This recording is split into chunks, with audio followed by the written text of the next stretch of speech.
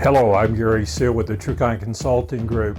Today I want to ask you the proverbial question, is knowledge power?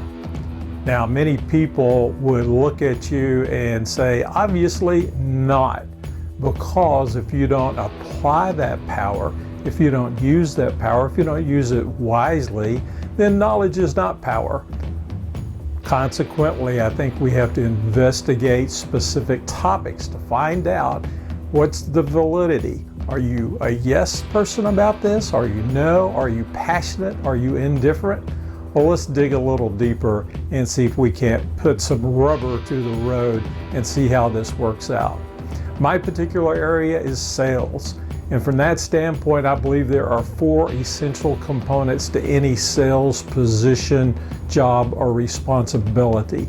And those are, of course, selling skills, knowledge. That's our platform. And this is a universal type of topic for everyone because the selling skills don't vary differently or greatly from one particular position to another. Now, the application, the knowledge, and things of that nature are different, but selling skills is the platform.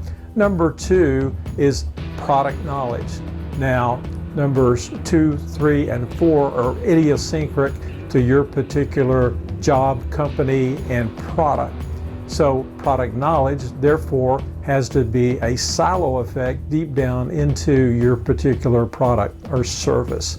And then company knowledge. This seems to be something that's overlooked, but every company has a culture, rules, and regulations that they adhere to. That's number 3. And then number 4, something that's very important for all of us, is a knowledge of our customer.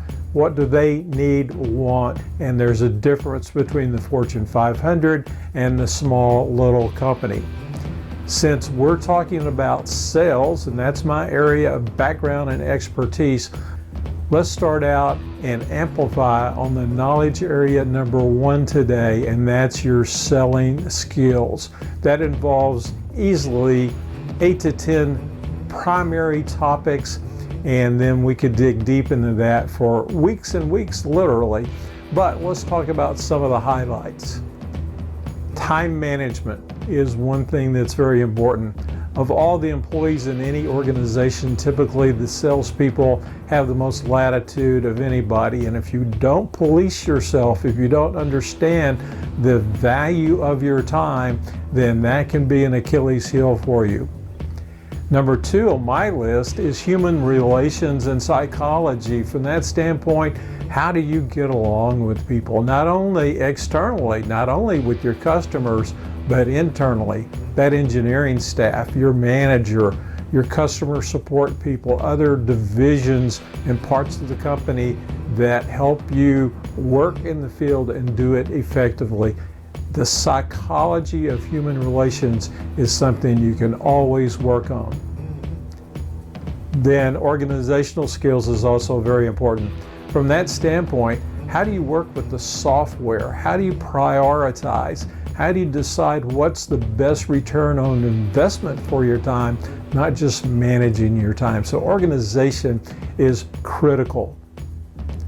Prospecting and qualifying.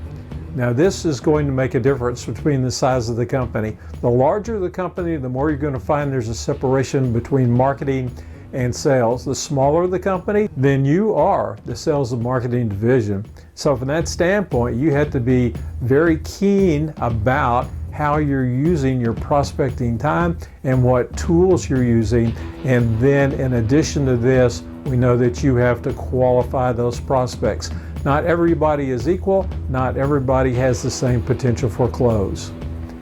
In conjunction with these things, you need to have a set of great questioning skills. You need to be very interested in what the customer wants and needs and the macro and the micro aspects of their industry.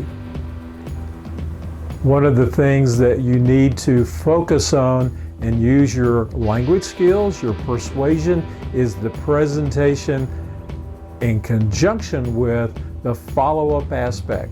What's the time of that?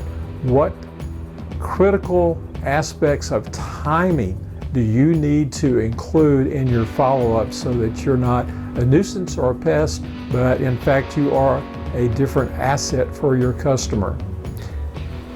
Then finally, we need to work on our closing skills. Eventually, at some time or the other, we have to ask for the business. In conclusion, let's look at this whole concept of selling. The 4 skills again are selling skills, knowledge, somewhat universal, then idiosyncratic to your company, product knowledge, and then the knowledge of your company, followed by a customer prospect knowledge that we all need to have as we approach these folks intelligently. So let's go back to our first question. Is knowledge power?